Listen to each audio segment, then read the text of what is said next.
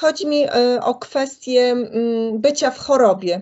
Są osoby, które chcą wyzdrowieć i zrobią wszystko, aby to zrobić, ale są osoby, które będąc w chorobie, jakby pielęgnują tą chorobę. Ja wiem, że to może być kontrowersyjne, ale no, są takie osoby, które lubią chodzić do tego lekarza, opowiadać o chorobie swoim najbliższym, sąsiadom, czytać dużo na ten temat, za każdym razem wsłuchiwać się w każdy dźwięk wydobywający się z ciała, porównywać wiele chorób i stwierdzać, że moja jest indywidualna i niepowtarzalna. Jak tacy ludzie mogą sobie pomóc? Czy to jest w ogóle możliwe? Jeżeli nie zmienią przekonań, to nie. Mało tego, nawet bioenergoterapeuta im nie pomoże. Naszym ciałem przede wszystkim steruje, przepraszam, że się wcięłam, naszym ciałem przede wszystkim steruje podświadomość. 95% naszego życia leci na autopilocie. Jeżeli my kochamy być chorzy, to będziemy. Nie wiem, może taka osoba uważa, że w ten sposób budzi zainteresowanie otoczenia, potrzebuje opieki, zainteresowania. Trudno mi jest zrozumieć kogoś takiego. Tylko że to wtedy ta choroba jest bardziej natury psychicznej niż fizycznej chyba, tak? Najbardziej. Psychika ma ogromne znaczenie w naszym życiu, bo jeżeli na przykład ktoś nam poda truciznę, a my będziemy święcie przekonani, że to nam nie zaszkodzi, to nie zaszkodzi. Tak. Czyli to nastawienie jest ważne też, prawda? Jest ważne nasze przekonanie. Nasze programy nam sterują nie tylko naszym myśleniem i zachowaniem, ale również naszym ciałem. Ale skoro już mówimy o bioenergoterapii i właściwie o samozdrowieniu, a więc o leczeniu siebie, to może powiem krótko, jak bardzo skomplikowana jest ta, znaczy nieskomplikowana. Nie wiem, dlaczego dla ludzi, którzy przychodzą do grupy, to wszystko jest takie niezrozumiałe i plączą się w tym tak, jakby to było grząskie bagno. Sama procedura jest niesłychanie prosta. Tak jak powiedziałam, każdy z nas funkcjonuje w obrębie ogromnego pola kwantowego. A skoro już nawiązałam do tych nieszczęsnych magnesów, które trzeba ustawić pod kątem prostym, bo tak właśnie w ramach channelingu przekazał nam Krajon, jeżeli my ustawimy te magnesy pod kątem prostym, to i mało tego jeszcze będą one specyficznie przygotowane, to w pewnych warunkach wytworzy trzecie pole, które będzie specyficzne, bardzo specyficzne i ono właśnie pozwoli nam dotrzeć do zasobów fizycznej próżni. I opierając się na tym właśnie przekazie Krajona, już nie wchodząc w całą technologię dobierania się do próżni, stwierdziłam, że jeżeli nasze pole magnetyczne weźmiemy pod uwagę i nasze tutaj czakry, znaczy te połączenia międzywymiarowe rozmieszczone wzdłuż kręgosłupa, które są z kolei skierowane prostopadle do osi naszego ciała i my to pole ustawimy, jeżeli na przykład tutaj mamy, powiedzmy, w tym kierunku mamy północ, w tym kierunku mamy południe, to wtedy nasze pola tutaj poszczególnych gruczołów wydzielania wewnętrznego są ustawione dokładnie pod kątem prostym do pola magnetycznego Ziemi. I mamy trzecie pole, które jest również ustawione pod kątem prostym do tych dwóch i to jest nasze główne pole międzywymiarowe całego naszego ciała. Czyli krótko mówiąc, jeżeli ustawimy w odpowiednim położeniu nasze pola gruczołów wydzielania wewnętrznego w stosunku do pola magnetycznego Ziemi, automatycznie będziemy za pomocą głównego pola ciągnąć do naszego ciała co? Energię. Zasoby energetyczne fizycznej próżni, czyli to, co nam jest potrzebne do tego, żeby w ogóle rozpocząć jakiekolwiek działania. Od razu powiem, że po podniesieniu kundalini, czyli po aktywacji całego pola, byłam tak nabuzowana energią, że usnąć nie mogłam, a rano byłam świeża jak skowronek.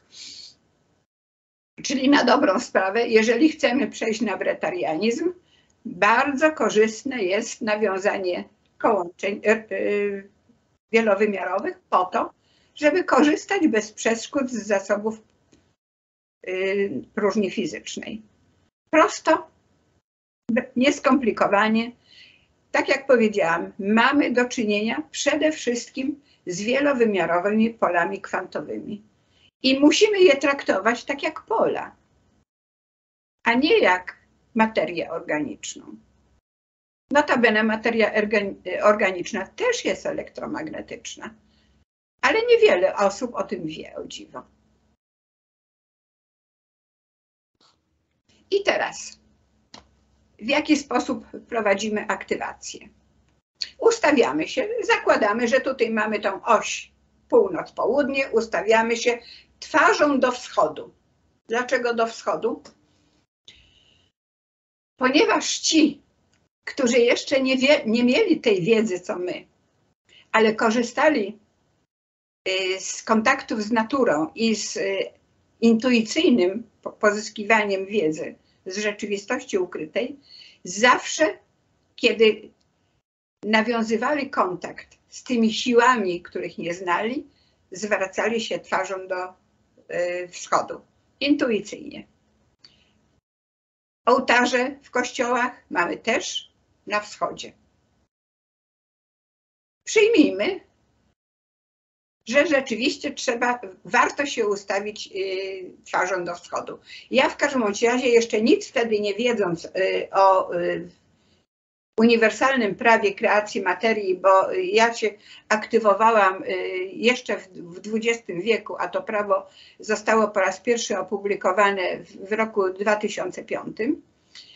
Ustawiłam się intuicyjnie zaznaczam, to też świadczy o tym, że jakieś doświadczenia w tej materii już miałam, twarzą na wschód. Czyli dokładnie tak, jak zalecał Krajon, chociaż Krajon jeszcze o tym nic nie mówił. Wtedy, kiedy ja się aktywowałam.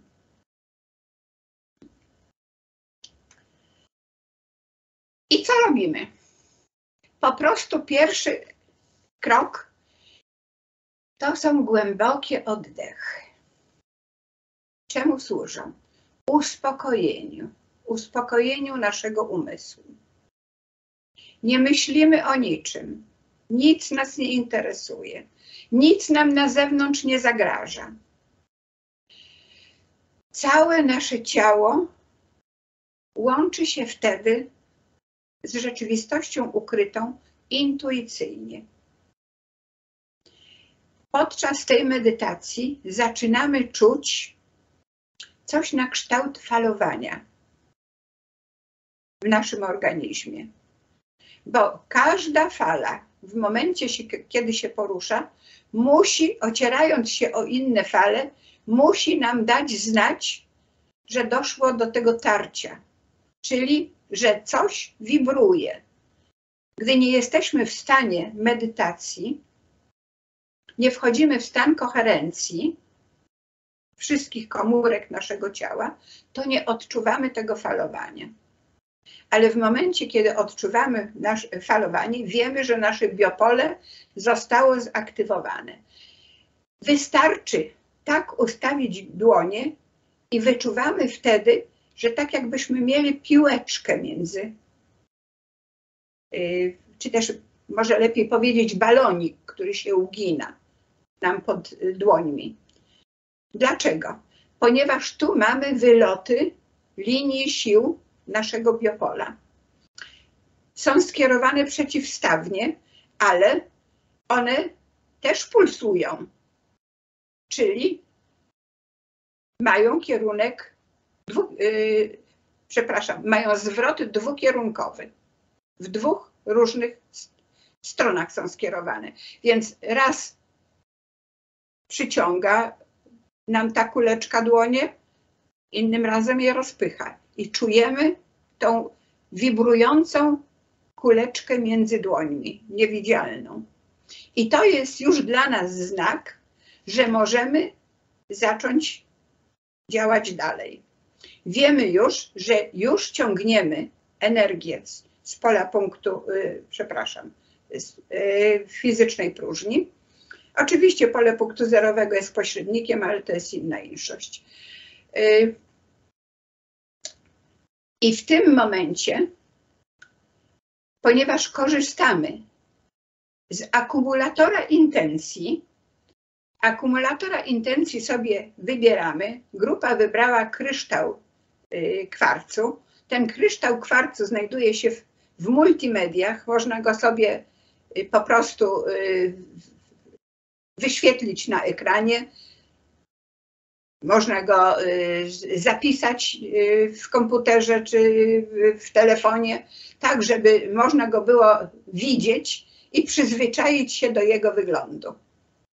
I w tym momencie my sobie wyobrażamy ten kryształ kwarcu, że jest przed nami. I ładujemy go intencją. I w tym momencie niestety muszą ruszyć nasze szare komórki, bo intencją naszą jest aktywacja naszego wielowymiarowego pola kwantowego. Wszystkich połączeń. W tym wypadku my zaczynamy od czakry górnej, czyli czakry korony, więc intencją jest aktywacja czakry korony. Gdy uważamy, że już ten akumulator jest naładowany i energią, i intencją, no bo ładujemy go polem mentalnym, więc energia i intencja tym polom mentalnym towarzyszy. Gdy czujemy, że aktywacja jest zakończona, jedną rękę opieramy na udzie, drugą kierujemy nad czakrę korony.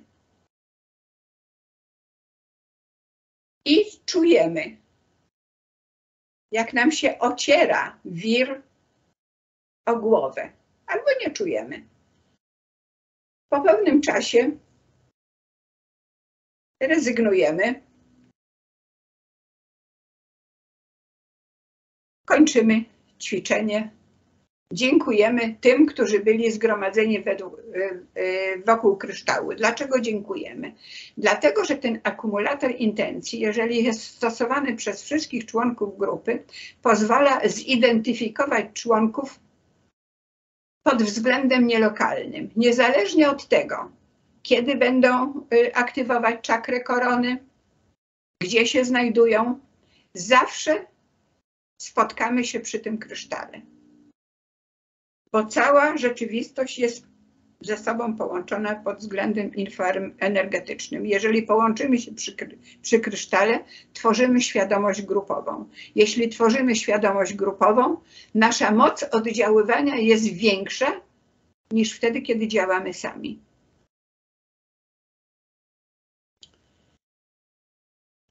Co prawda procedura jeszcze po drodze zachęca do tego, żeby sprawdzić na twarzy, czy rzeczywiście ten wir, bo linie sił, z którymi pracujemy, to są linie skrętne. Tak prawdę powiedziawszy, wszystko, co jest w rzeczywistości ukrytej, jawnej, obraca się, i jawnej, i w ukrytej, obraca się, wiruje. Każdy atom naszego ciała wiruje. Każde pole, pojedyncze pole komórki wiruje. Wiruje nasze DNA.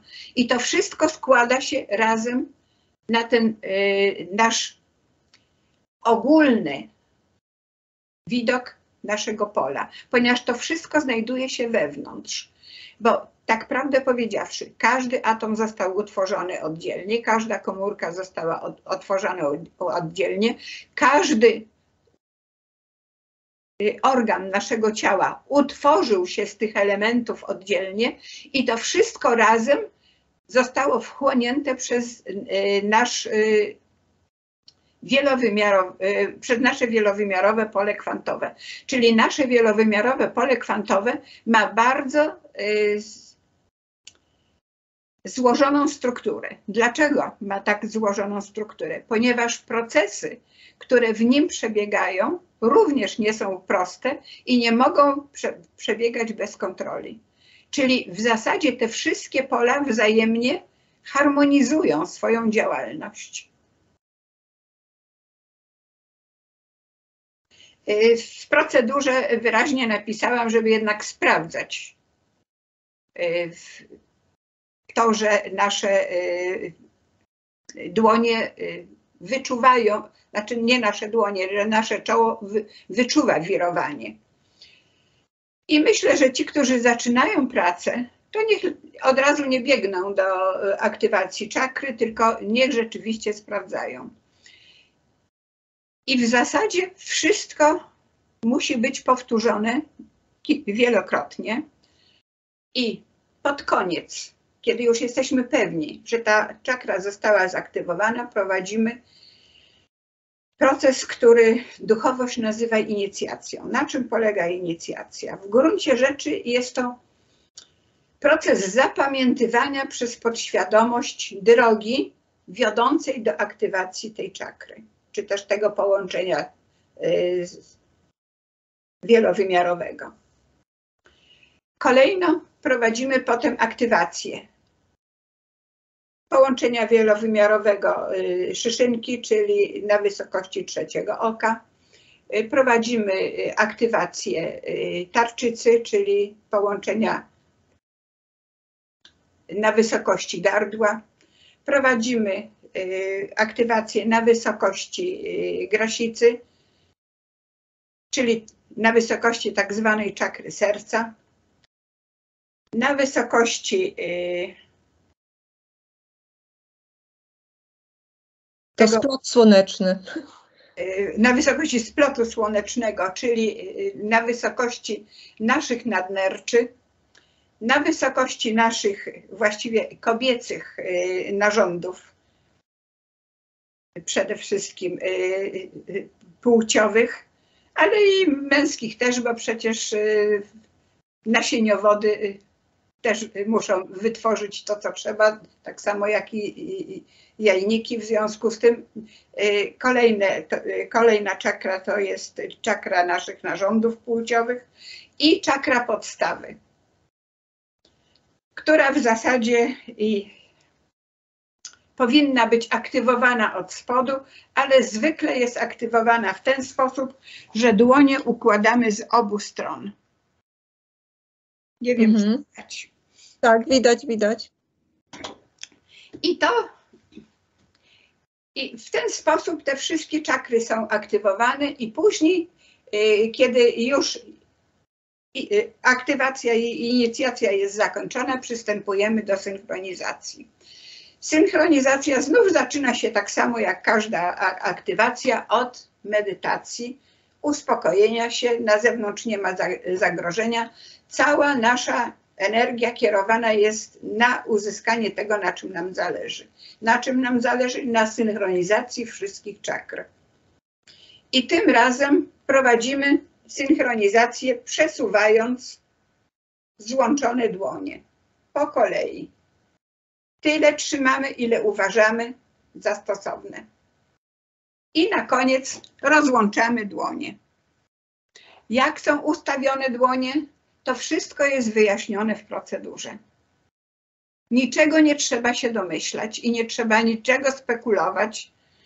Po prostu trzeba wykonać to, co jest napisane w procedurze. Danusia, a ja mam pytanie takie, które się na pewno pojawi. W którym momencie osoba praktykująca to wie, że aktywowała czakrę? w momencie, kiedy poczuje wir okręcający się wokół kręgosłupa. To jest właśnie ta słynna kundalini, wyobrażana przez Hindusów jako wąż skręcony, zwinięty u podstawy, który się prostuje i podnosi do góry. Czyli mówiąc, właściwie po zakończeniu całej procedury za pomocą synchronizacji, następna medytacja powinna się zakończyć właściwie natychmiast podniesieniem kundalini. To powinna być natychmiastowa reakcja. Zdarza się jednak, że to podniesienie nie następuje, więc tam jeszcze procedura sugeruje, żeby wytworzyć mentalnie kulę światła na wysokości czakry podstawy, no i ciągnąć ją mentalnie do góry. Ale prawdę powiedziawszy, przy pierwszej medytacji po synchronizacji czakr automatycznie kundalini powinna się podnieść sama, czyli połączenie, główne połączenie naszego pola kwantowego, tego, które jest wokół nas rozciągnięte na 8 metrów, powinno się aktywować samo. I co oznacza ta aktywacja? Że wszystkie pola w obrębie naszego ciała, nie tylko te czakry i pole główne, wszystkie pola zostały zaktywowane. Dlaczego? Dlatego, że wszystko w naszym polu, wielowymiarowym polu kwantowym jest wzajemnie ze sobą powiązane. Jeżeli zsynchronizowaliśmy działanie czakr i aktywowaliśmy kundalini, kundalini nam połączyła całość naszego wewnętrznego pola kwantowego w jeden zgrany zespół, który pracuje razem. Oczywiście nie należy siadać na laurach i co pewien czas warto jednak tę procedurę powtarzać, tylko tyle, że już nie tak drobiazgowo, jak zalecam to w procedurze, a po prostu na wyczucie. Tak, żeby po prostu poczuć wyraźnie wir. Zresztą jeżeli ktoś się chce przestawić na bretarianizm, to musi trochę popracować nad tym. I wtedy każde właściwie wejście w koherencję kwantową z rzeczywistością ukrytą i automatyczne ciągnięcie energii z próżni będzie również aktywowało całe pole kwantowe i również to wewnątrz ciała. Czyli wtedy ci, którzy praktykują bretarianizm, w zasadzie przez cały czas, jak to się mówi, są na tak zwanym haju. Czyli nie potrzebują jedzenia, są bardzo dobrze zaopatrzeni w energię.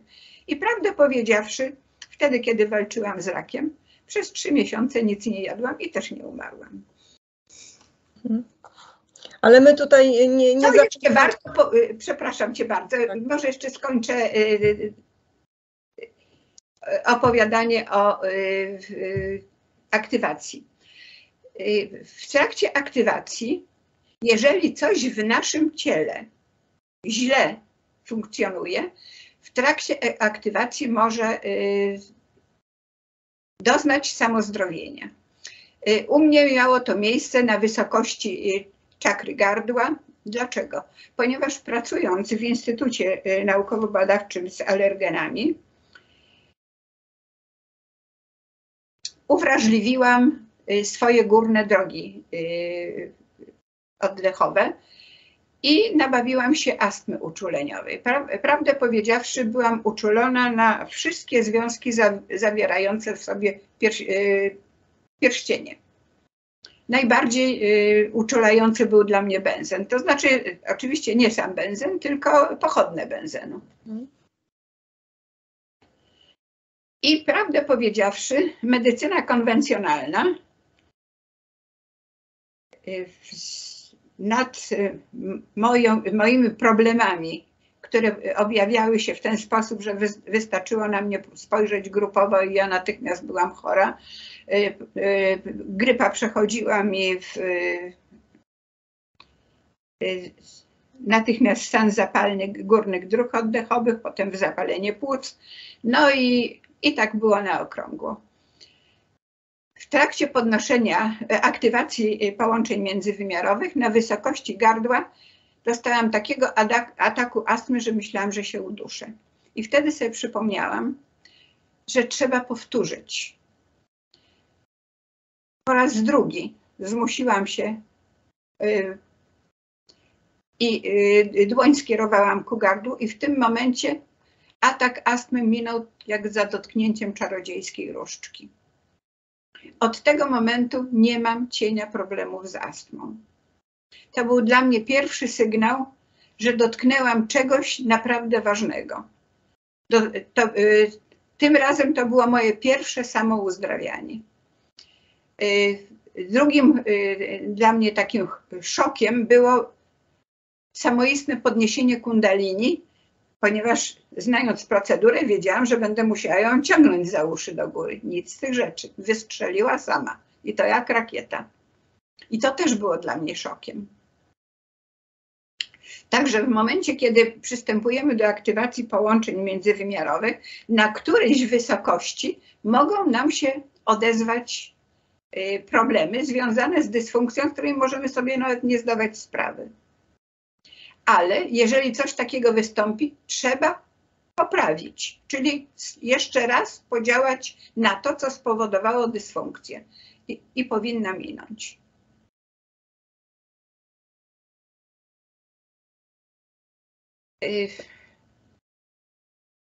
A skoro już mówimy o sposobach, w jaki sposób możemy rozpocząć proces uzdrawiania, to chciałabym jeszcze dodać, że w zasadzie nie ma żadnego takiego generalnego klucza, w jaki sposób należy prowadzić uzdrawianie.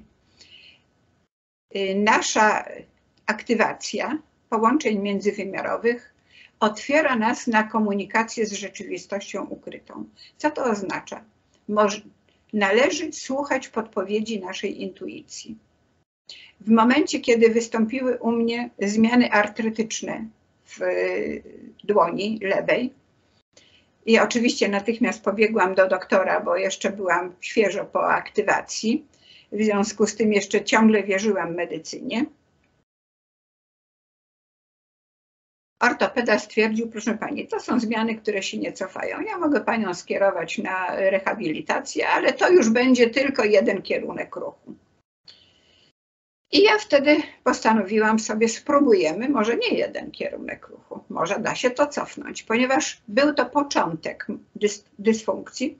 Doszłam do wniosku, jeżeli chora jest lewa dłoń, a prawa jest zdrowa, to nawet nie muszę szukać wzorca, bo wiadomo, że wzorzec jest. Jeżeli w stanie koherencji kwantowej zbliżę do siebie obie dłonie, to prawa dłoń powinna leczyć lewą. I uleczyła. Nie od razu. Nie powiem, że to poszło błyskiem, ale po miesiącu już miałam pełnosprawną lewą dłoń. I do dzisiejszego dnia mam. A miało to miejsce już ponad 20 lat temu. Wtedy, kiedy jeszcze się szykowałam, że będę długo pracować w instytucie, bo co tam dużo mówić. Lubiłam naukę, lubiłam rozwiązywać coraz to nowe problemy. Ze względu na to, że pracowałam z bardzo toksycznymi monitorami, zwłaszcza w latach 60. i 70., zaczęłam mieć problemy ze wzrokiem. Oczywiście medycyna konwencjonalna natychmiast stwierdziła, to jest zaćma. Z czym do oka mi przystąpili? Oczywiście z nożem. W momencie, kiedy otworzyli mi oko, przerazili się tym, widocznie co zauważyli. Nóż drgnął. Niestety odcięli mi torebkę, w której była soczewka, w ten sposób, że torebkę trzeba było przepraszam, soczewkę trzeba było wyjąć, dokonać witrektomii w pierwszej komorze, w przedniej komorze oka, oprzeć ją o tęczówkę, wszystko starannie zaszyć i udać, że nic się nie stało. Niestety pustka pozostawiona w szklicce, bo jednak wyciągnięto mi tę soczewkę, spowodowała, że szklicka się przesunęła, pociągnęła za sobą siatkówkę, prawe oko do kasacji. To znaczy po prostu tak jakby się wyciągnęło wtyczkę z kontaktu, nie ma przekazania impulsów świetlnych w postaci impulsów elektrycznych do mózgu, nie ma rozpoznania, nie ma wyświetlenia tego, co na zewnątrz, czyli krótko mówiąc, oko jest ślepe. Do drugiego oka w związku z tym już się zabrano inną metodą fakoemulsyfikacji. No niestety też coś wyszło nie tak, bo jednak odkleiła mi się częściowo siatkówka. Następna operacja, zakładanie plomby na tylną ścianę oka, założono mi obejmę. Po wybudzeniu mnie po operacji, co się okazało, ja nic nie widzę. To znaczy, nic to może przesada. Widzę światło i nic poza tym. Żadnego obrazu. Więc oczywiście lekarz jest niewinny. Nie wiem, co się stało. Szklistka się pani zagotowała. Niestety medycyna jest bezradna. Wróciłam do domu, po czym stwierdziłam, spróbujemy, może nie jest. Medycyna może jest bezradna, ale może ja nie zupełnie. Doszłam do wniosku, że najprawdopodobniej wyjmując mi oko, no bo innej metody nie było, żeby mi założyć obejmę i plomby, mogli mi uszkodzić połączenie z mózgiem. I doszłam do wniosku, że struktury mózgowe, skoro są neuroplastyczne, być może można zregenerować, ale do tego, żeby je zregenerować, trzeba spowodować, żeby cały mózg pracował synchronicznie, bo tylko wtedy mózg jest najbardziej sprawny.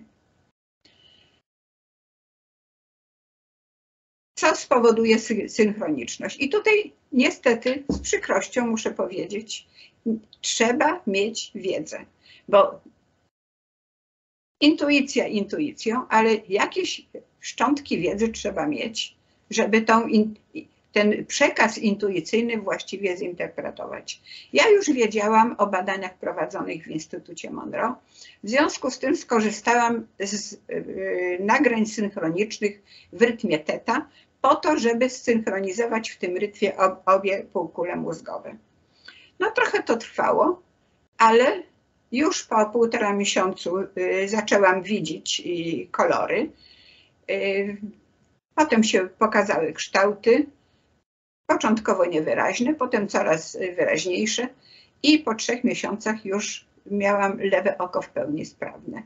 Czyli też można za pomocą psychofizyki, tym razem zupełnie inny sposób podejścia do problemu, ale też można było cofnąć zmiany. Tylko po prostu trzeba było pomyśleć, co mogło zostać uszkodzone, żeby właściwie sformułować intencje. Resztę zrobiły nagrania różnicowe.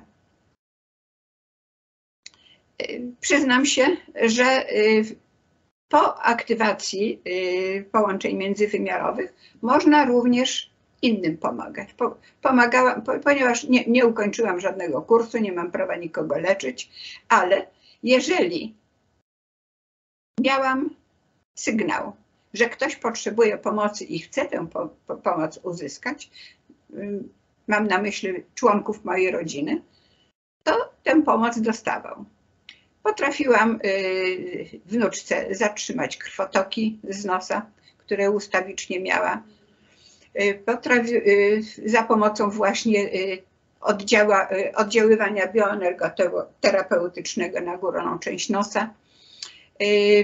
Potrafiłam współpasażera uzdrowić w trakcie prowadzenia samochodu. Po prostu w trakcie prowadzenia samochodu zorientowałam się, że w gruncie rzeczy wchodzę w stan koherencji kwantowej i mimo, że nie jestem bardzo skupiona na drodze, intuicyjnie wykonuję dokładnie to, co potrzebuję. Pasażer siedział obok mnie, nasze pola kwantowe się zachodziły na siebie. W pewnym momencie, w ogóle o tym nie myśląc, położyłam dłoń na udzie współpasażera i cofnęłam ją na kierownicę. Pasażer wpadł w panikę, ponieważ potwornie się czuł, miał mdłości, rozglądał się, gdzie się zatrzymać, żeby mógł opróżnić żołądek, a tymczasem po tym dotknięciu, a jeszcze sprawdził, ponieważ poczuł uderzenie gorąca, dokładnie to, o czym mówią ci naukowcy, którzy badali proces bioenergoterapii, że w miejscu, które jest leczone, wyraźnie odczuwa się ciepło. Współpasażer był przerażony, że on tutaj ledwo żyje, a ja mam wysoką gorączkę, dotyka mnie dłoń, mam zimną. I co się okazuje? Błyskawicznie ustępują wszelkie objawy dysfunkcji. Czyli nawet nie zdając sobie z tego sprawy, nie mając cienia informacji na temat, że coś mu dolega, w sposób niemal automatyczny na autopilocie usunęłam dysfunkcję. Tylko dotykiem. I takich przykładów można mnożyć. Wiele.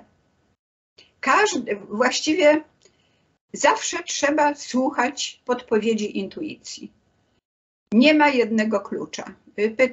Byłam pytana przez Messengera, w jaki sposób zrealizować skok kwantowy. Skok kwantowy zastosowałam wtedy, kiedy po śmierci męża zorientowałam się, że mam nowotwór prawej piersi.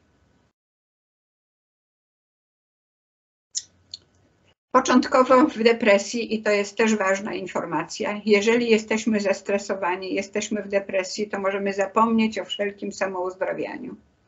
My wtedy produkujemy hormony stresu, które całkowicie wyłączają nam układ naprawczy, czyli nasz układ immunologiczny.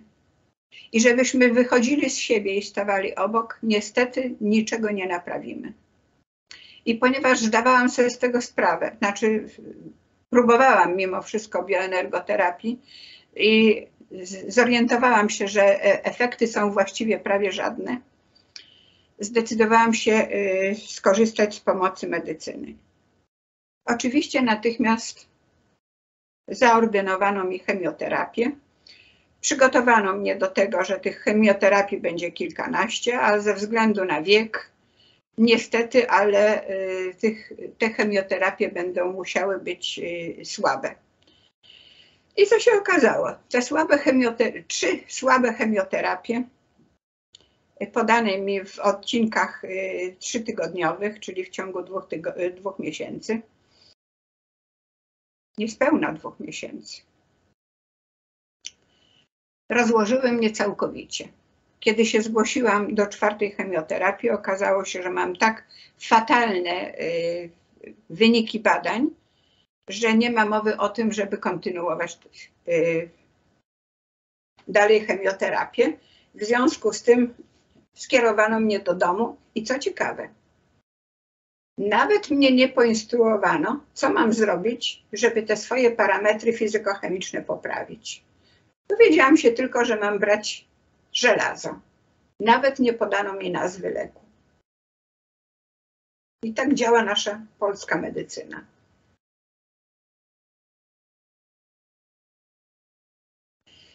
Ale chemioterapia jednak mi pomogła. Pomogła mi opanować depresję, bo stwierdziłam, że jeżeli nie mogę liczyć na medycynę, to muszę liczyć na siebie. Pozbierałam się I rozpoczęłam wtedy działanie w ramach skoku kwantowego z wykorzystaniem koherencji sercowo-mózgowej. Na czym to polega? Znów zaczyna się od medytacji, cały proces. Tak prawdę powiedziawszy, zawsze proces uzdrawiania zaczyna się od medytacji, ponieważ musimy przekonać nasz mózg i nasze ciało, że jesteśmy spokojni, że nic nam z zewnątrz nie zagraża. Czyli krótko mówiąc, nasze ciało, nasz układ immunologiczny ma pełną swobodę w tym, żeby nasze ciało naprawiać. A więc medytacja. Czujemy, że albo nam falują, mamy fale, które nam się przesuwają wzdłuż ciała, czy też mrowienie, albo też od razu czujemy, tak jak w moim przypadku, wir okręcająca się wokół kręgosłupa. Jest to po prostu już sygnał, że możemy przystąpić do akcji uzdrawiania. I wtedy, żeby dojść do koherencji sercowo-mózgowej, już wiemy, że mózg jest przygotowany do tego, żeby nawiązać współpracę. Kładziemy lewą rękę na sercu. Dalej kontynuujemy spokojne oddychanie i w tym momencie dochodzi do koherencji sercowo-mózgowej. W zasadzie ten układ nerwowy serca powinien pracować zawsze w stanie koherencji z mózgiem, ale niestety nie pracuje. Ten układ zbiorczy jest rozregulowany, więcej przechodzi sygnałów z serca do mózgu niż odwrotnie. W związku z powyższym nie mamy pełnej kontroli nad naszym ciałem. Ale w momencie, kiedy dochodzimy do koherencji sercowo-mózgowej, mamy już pełną kontrolę naszego układu nerwowego nad ciałem. I teraz czego więcej potrzebujemy? Intencji uzdrawiania. Początkowo moją intencją była likwidacja nadmiarowych komórek rakowych. Żeby nie było żadnych wątpliwości, gdzie one są, to po prostu kładłam rękę tam, gdzie ten guz był. I trwałam w tym stanie tak długo, jak długo wydawało mi się, że po prostu trzeba. Znów trzeba słuchać intuicji. I to powtarzałam kilkakrotnie w ciągu dnia. Nie zgodziłam się na operację. Kiedy przyszłam na kontrolę i okazało się, że guz jest trochę mniejszy, ale jeszcze ciągle były zaatakowane również węzły chłonne. Stwierdziłam, że jestem tak słaba, że absolutnie nie godzę się na operację, muszę jeszcze wrócić do normy. Dociągnęłam tak do końca stycznia.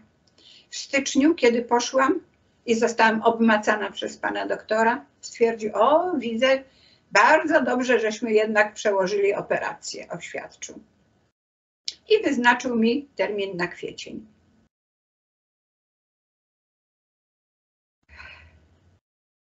A tymczasem ja uważałam, że w tej chwili, kiedy ja się już nie mogę niczego domacać, to trzeba nad tym popracować i nie wycinać sobie tutaj wszystkiego, kiedy wiadomo, że jeżeli coś mamy, to znaczy, że jest potrzebne.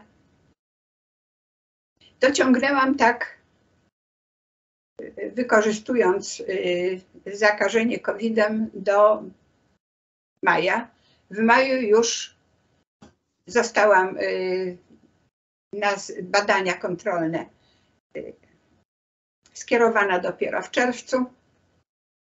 W lipcu zrobiłam w normalnym trybie, już nie na CITO, pierwsze badanie mammograficzne. Później znów w normalnym trybie zrobiono mi na początku sierpnia również USG i wynik: nie ma śladu komórek rakowych. Można? Można. To są właśnie te przykłady, którymi chciałam się z Państwem podzielić.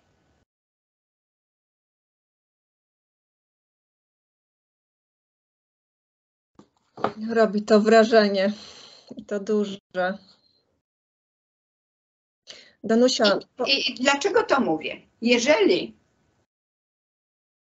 uaktywnimy swoje połączenia międzywymiarowe, to nawet jeśli nie będziemy w stanie robić aportów, teleportacji, organizować sobie wspaniałego życia, znaczy znakomitej pracy, która zapewnia nam wysokie dochody, to i tak zawsze możemy się uzdrawiać. I chociażby dlatego warto uruchomić te nasze połączenia międzywymiarowe. Ale trzeba pamiętać o tym, że w momencie, kiedy zaczniemy korzystać z nich, my również przeprogramowujemy nasz mózg. Nasz mózg po przeprogramowaniu daje nam większy dostęp do bodźców podprogowych. I już nie tylko intuicja wchodzi w grę. My możemy zobaczyć aurę dookoła sylwetek naszych znajomych. Możemy, jeżeli już będziemy bardzo zaawansowani w wizualizacji tego, co odbieramy za pomocą bodźców podprogowych, możemy nawet zobaczyć wnętrze ciała naszego najbliższego nam człowieka i zorientować się, co gdzie mu nie domaga. Nawet nie musimy wiedzieć od niego, nie musi nam mówić, że go boli z prawej strony czy z lewej. My widzimy, gdzie jest zaciemnienie i w tym miejscu wiemy, że należy użyć bioenergoterapii. I pomaga. Także czy samozdrowienie, czy uzdrawianie swoich najbliższych, uważam, że to jest bardzo wielka zdobycz po aktywacji połączeń międzywymiarowych. Chyba zapalę światło, bo ciemno.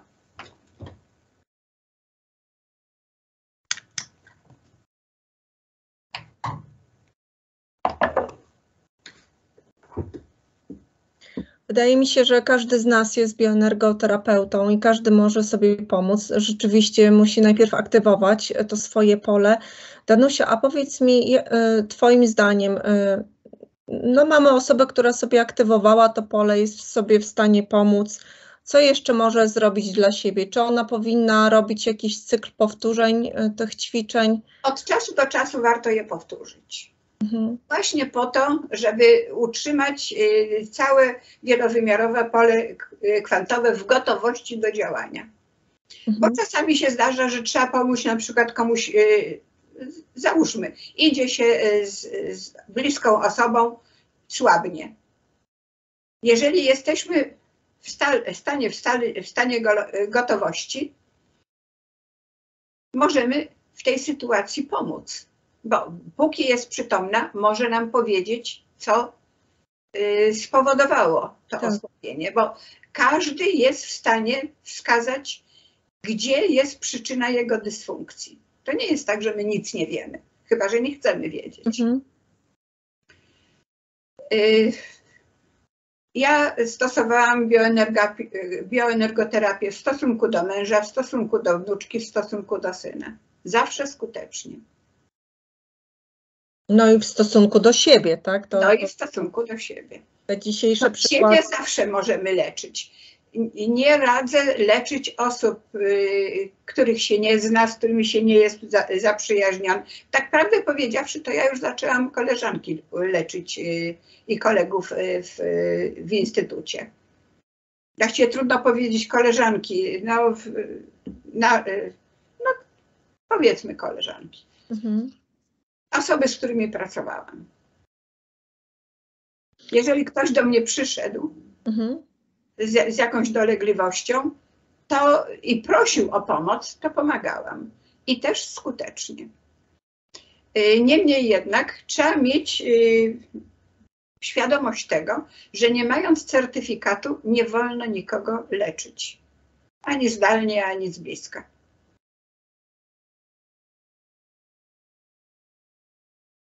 ale siebie zawsze można. Tak. A jeżeli widzi się, że coś nie wychodzi i jednak nie ma poprawy, no to trudno, no to trzeba się zdecydować na lekarza. Kiedyś w końcu zaskoczy umiejętność samozdrowienia i będzie można się tym posługiwać. Danusia, przy okazji tej aktywacji kundalini, tam jest jeszcze inny rodzaj takich ćwiczeń, między innymi z opiekunami duchowymi. Czy mogłabyś coś na ten temat powiedzieć? Jaki to ma...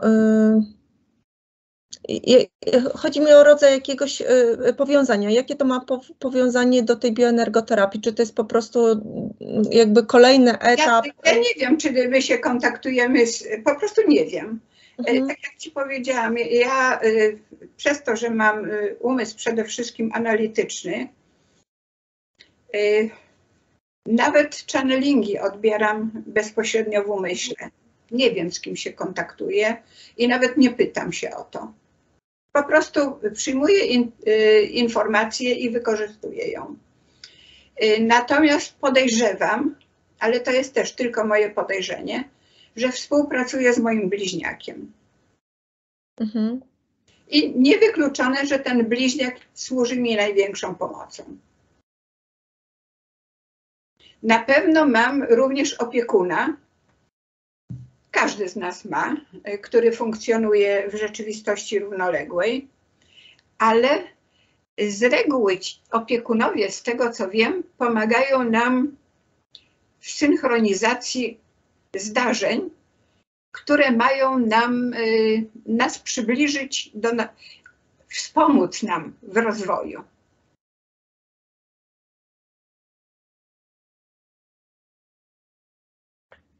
Wspomóc nas, przepraszam. Ja rozumiem, że to jest... Ja rozumiem, że wspomóc nas to jest też w osiągnięciu tego celu, który sobie wzięliśmy na to życie. Bo jednak przychodzimy tutaj z pewnym planem do realizacji. Nie mówię, że to jest zaraz misja, ale mamy plan, którego się podjęliśmy i chcemy go wykonać. I żeby ten plan móc wykonać, nasi pomocnicy bądź pomocnik pomagają nam w tym, aranżując sytuacje, które nas w tym wspomagają. No, ja tego doświadczałam właściwie przez całe życie. I to nie był bliźniak, tylko ten opiekun, tak? Najprawdopodobniej tak. Bo bliźniak to najczęściej pomaga właśnie wtedy, kiedy trzeba skorzystać z mojej bazy danych. Natomiast pomocnicy pomagają nam wtedy, kiedy trzeba stworzyć sytuację, która sprzyja naszemu rozwojowi.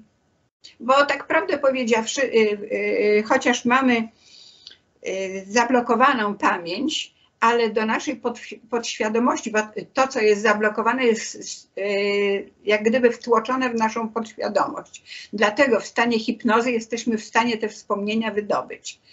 Natomiast do podświadomości wgrywa nam się też takie sytuacje, które mają zwrócić naszą uwagę na coś. Stąd wrażenie déjà vu, stąd wrażenie, że kogoś już widzieliśmy i że jesteśmy z tym kimś bardzo mocno związani.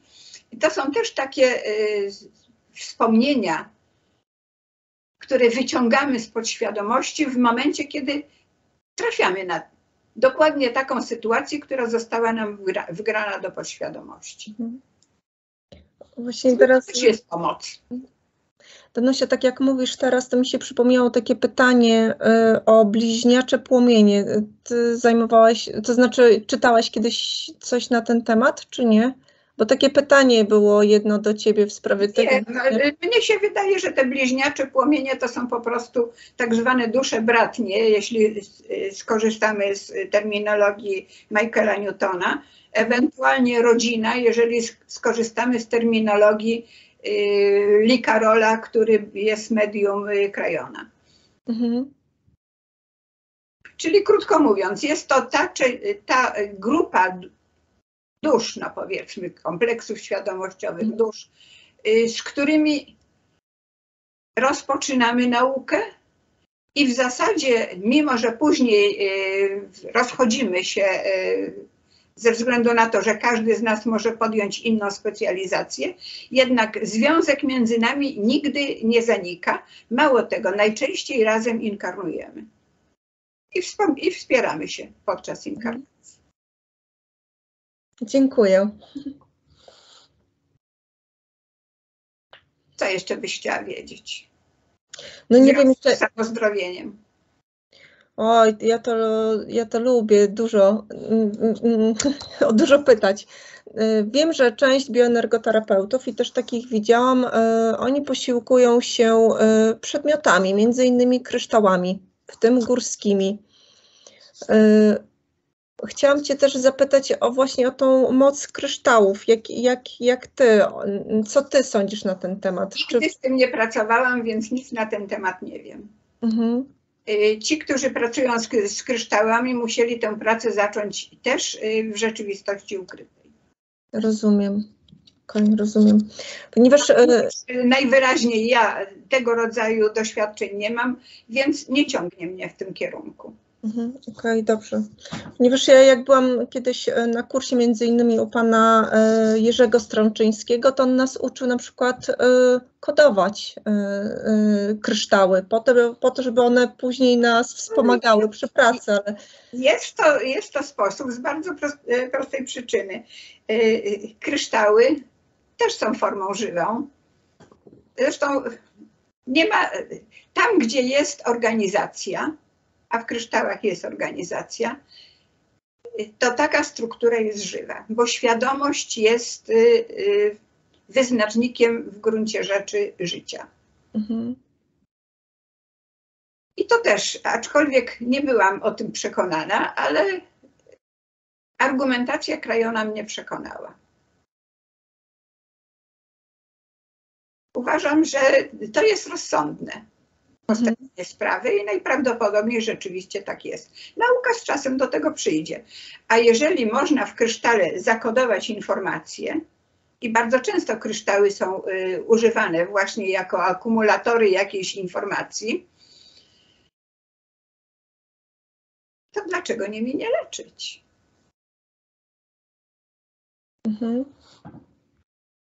Zresztą tak prawdę powiedziawszy, również w grupie Aktywacja Kundalini używamy kryształu kwarcu jako akumulatora informacji, czyli akumulatora intencji, a przy okazji wykorzystujemy go również jako identyfikator członków grupy, czyli dzięki temu, niezależnie od tego, kiedy przystępujemy do ćwiczeń, czyli w jakiej strefie czasowej się znajdujemy, czy wcześniej, czy później, czy też w momencie, kiedy przystępujemy do aktywacji danego połączenia międzywymiarowego, łączymy się z tymi, którzy nad tym dokładnie samym pracowali, czy pracują, niż my, nielokalnie się łączymy, poza czasem i przestrzenią i tworzymy w tym momencie świadomość grupową. Tak jak mówiłam wcześniej, świadomość grupowa po to jest tworzona, żeby potencjał naszego działania był większy, dlatego że świadomość grupy zawsze jest silniejsza niż świadomość pojedynczej osoby. Zresztą dlatego prowadzone były w tym celu doświadczenia nad świadomością grupową, gdzie grupy ludzi medytowały na przykład z intencją zmniejszenia przestępczości. I okazało się, że to działało. Działało tak długo, jak długo medytowały, jak kończyły działanie, to przestępczość wracała do normy. Danusia, a jeszcze... Dlatego, przepraszam bardzo, ja nie bardzo wierzę w to, że jeżeli my będziemy się łączyć w miłości na przykład do Rosji, to Rosja stanie się lepsza. Skończymy medytację i wszystko wróci do normy. Danusia, a jeszcze mam takie pytanie odnośnie tego kryształu, który w sumie wszyscy intencjami ładujemy przy okazji tej aktywacji kundalini i pracy przy tym krysztale. To ja rozumiem, że jeżeli na przykład taki medytujący w przyszłości umiera, to ten poziom energii, który on włożył do tego kryształu, wierząc w to oczywiście, że tak naprawdę on nie umiera, on żyje tylko w tej rzeczywistości ukrytej, to on nie zanika, ten potencjał w tym krysztale. To znaczy on już przestanie pracować z kryształem, więc w pewnym sensie... A wiesz, że przestaje? No w momencie, jeżeli przejdzie do rzeczywistości ukrytej, już nie musi aktywować niczego, bo ma dostęp do tego wszystkiego, do czego my próbujemy się w tej chwili dobić. Ja rozumiem, a może na przykład zasilać i wspomagać grupę? Może. Tak prawdę powiedziawszy, Robert Monroe po śmierci wspomagał swoich eksperymentatorów. I to od nich wiemy, że wspomagał. No i to jest kolejna rzecz. Cudowna. Dobrze, Danusiu. No dzisiaj myślę, że kończymy z psychofizyką i samozdrowieniem. Wydaje mi się, że my ten film podzielimy na 2 części, bo on nam się tak ułożył, że dobrze by było jakby odsłuchać ten film w 2 częściach. Szczególnie ta druga jest bardzo praktyczną częścią. Myślę, że część osób na pewno będzie chciało skorzystać, gdy ty to mówisz, już zacząć praktykować. Patrząc na ludzi, którzy piszą do ciebie na aktywacji Kundalini. Dziękuję ci raz jeszcze za podzielenie się wiedzą, swoimi doświadczeniami, swoimi odczuciami, bo jednak zdradziłaś troszeczkę swojego prywatnego życia. Także bardzo ci za to dziękuję. No, mnie się wydaje, że warto, żeby w każdej rodzinie przynajmniej jedna osoba była w stanie pomóc sobie i innym. Do czego zachęcamy. Do tego zachęcam, tak. Dziękuję pięknie. I ja dziękuję.